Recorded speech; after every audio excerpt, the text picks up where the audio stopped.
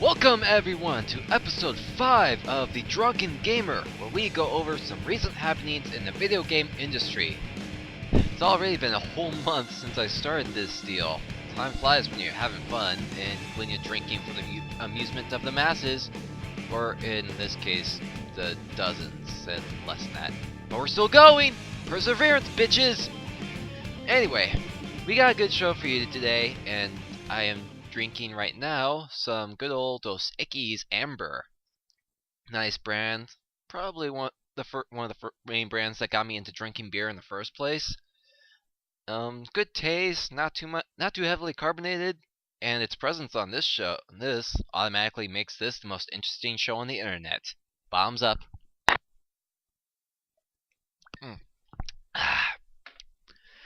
Alright. Now, hopefully we have some more interesting drinks and some more interesting news stories within the next month. Let's keep this going, shall we? Getting right to this. Regular viewers may be aware of the fact that I've got a bit of a beef with politicians. Mostly the stupid ones that try to push their own political agendas instead of thinking rationally about things. But I also have fault with journalists that do the same thing. Or rather, people that think they're journalists but don't adhere to any of the ethics or methods that the field itself requires of them. So, when I found in my newsfeed an article on Polygon regarding a segment on CNN's Out Front that apparently involved video games, my rage meter tipped a bit. Debate strengthening gun laws in this country. Republican Senator Chuck Grassley said something yesterday that, really caught our attention. And he said we're ignoring a major part of the problem. Violent video games. Are we seriously doing this? We're doing this, aren't we? God fucking damn it. Need another drink. Alright. The offending person in question this time is Erin Burnett, who apparently decided to take it upon herself in the midst of discussions on gun control to further attempt to place video games as a scapegoat for violent murders, instead of understanding the fact that video games don't cause people to go to a gun shop, pick out a gun, go through an incredibly easy and exploitable validation system, wait several days for pickup, and shoot someone in the face with it. Now, in light of a Republican senator that she mentioned in the clip not appearing on the show when invited, or at least at the time of the episode's recording, Burnett instead invited on psychologist William Pollack and asked him if he thought that video games were mass murder producing death tools. Let me just ask you the point-blank question. It is a lot of people out there now. This is accepted as a fact that all these violent games, and by the way, they are horrifically violent, is why we are seeing this seemingly explosion in mass shootings. True? No, not true. I agree with the senator. We should put some controls on those video games, but they don't cause the shootings anything more than one item does. But when you have assault weapons and multiple magazine weapons, when someone goes in to shoot someone, they don't shoot one person. They shoot 20, 30, or 40 in a matter of seconds. And there is no need in the United States of America for someone to have recreational assault weapons. So, Pollack, who is a legitimate psychologist, unlike the one we talked about last week, disagrees with Burnett that video games cause murders, instead saying that we need better methods of preventing civilians from obtaining assault rifles. The person that she brought on to try and solidify her bullshit argument has already blasted it out of the water in just 60 seconds. Now, seeing an argument like this being thrown back in her face is all well and good, but what's even more amusing about all of this is this desperation that Burnett shows in trying to salvage the story. Yeah. But what about, let me just ask you another question about Grand Theft Auto. I mean, there's probably some viewers out there play this all the time. All right, this turns, when you kill people, you win points, right? For example, you kill a prostitute, and that's a big thing. You get to win points. I mean... I just want to take a moment to point something out here real fast.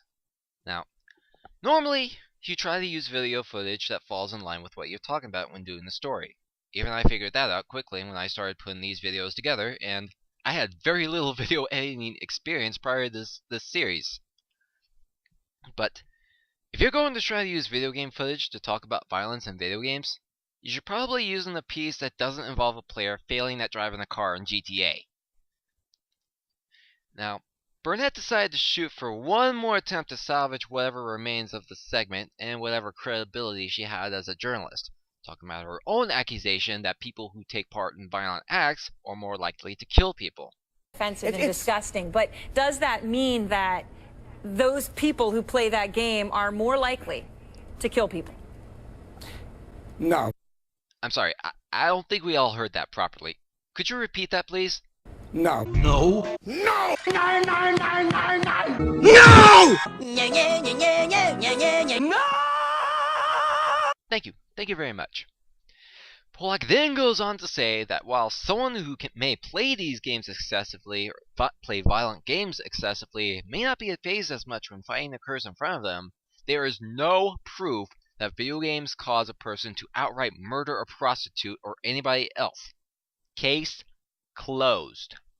Now, what I found interesting is that in the closing segment of the clip, if you slow it down and pay real close attention, you can see the exact moment that her self-confidence as a journalist breaks apart. Right there. Perfect. Moving on to our next segment. Capcom's Resident Evil producer Masachika Kawada told Video Gamer about how Resident Evil has been struggling so much as a series recently. He said that they learned that in regards to Resident Evil launches, I think certainly looking at the last year or two, there probably were a few too many, going on to say that Capcom learned last year that putting out a lot of titles would not necessarily win over gamers. I think I speak for just about everyone in the video game industry when I say...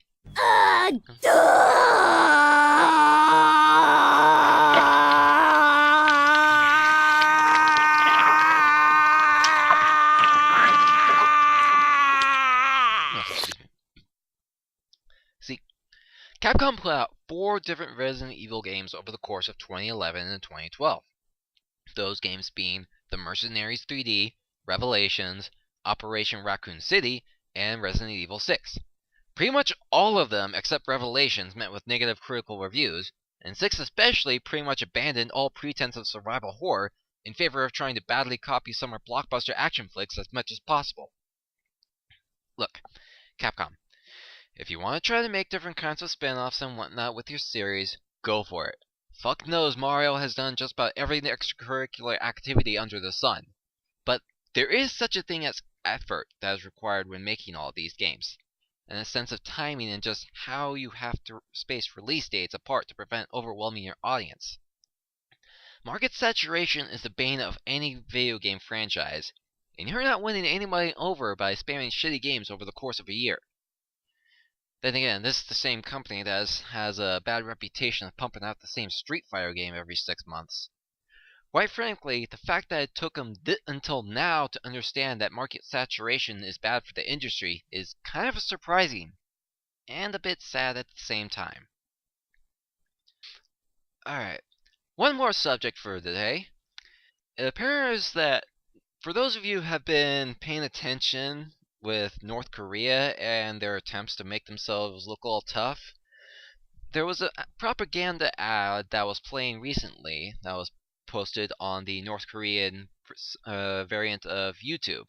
It was a propaganda ad showing a man that was apparently dreaming about some kind of future New York City in ruins. What's hilarious about all this is that apparently the footage of New York City burning to the ground was actually footage from Activision's Call of Duty Modern Warfare 3. When Activision learned of the video's existence, Activision sent in a request to have the video removed, which the North Korean government actually adhered to. Now, obviously, I don't know how far we are from going into World War III in North Korea and trying to threaten the United States. It's certainly an indicator that we're really close to it. But if we do end up getting to all-out war with Korea, I think we may have the best counter-weapon available ever. Activision's lawyers. Now, see, if World War III does it go on, it will be the first war that won't be fought by soldiers, or robots, or drones, or weapons. Instead, it will be the first war fought by judges and juries. That about wraps things up for this episode. I think it was a good one. Stay tuned, because I think I'm going to be messing with some settings on how to get a Drunken gaming session to actually record properly. Last time I tried it, it ended up recording Audacity ended up recording the game audio instead of my own vocal dialogue for some odd reason that I have yet to figure out. So I'm going to be messing with that. So hopefully we can expect a Drunken playthrough sometime soon.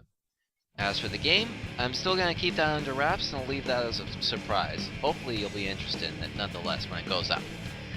That about does it for this week, and I'll see you guys next time.